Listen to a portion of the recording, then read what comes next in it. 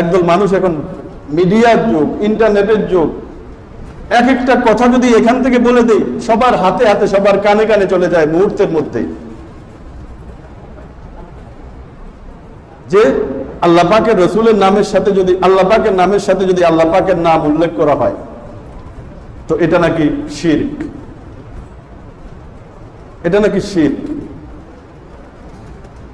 আল্লাহ পাকের নামের সাথে আল্লাহ পাকের রসুলের নাম উল্লেখ করলে শিরক হয়, এটা কোরআন এবং কোন হাদিসের মধ্যে, কোন আয়াতের মধ্যে কেউ দেখাইতে পারবে না।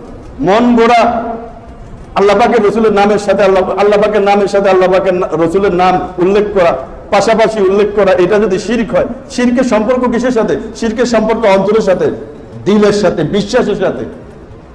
আমি যদি আল্লাহ পাকের রসুলকে আল্লাহ পাকের সমকক্ষ মনে করি, আল্লাহ পাকের মতো ক্ষমতাবান মনে করি, সেটা হলো বিশ্বাসের জিনিস, আকীদার জিনিস, অন্তরের জিনিস।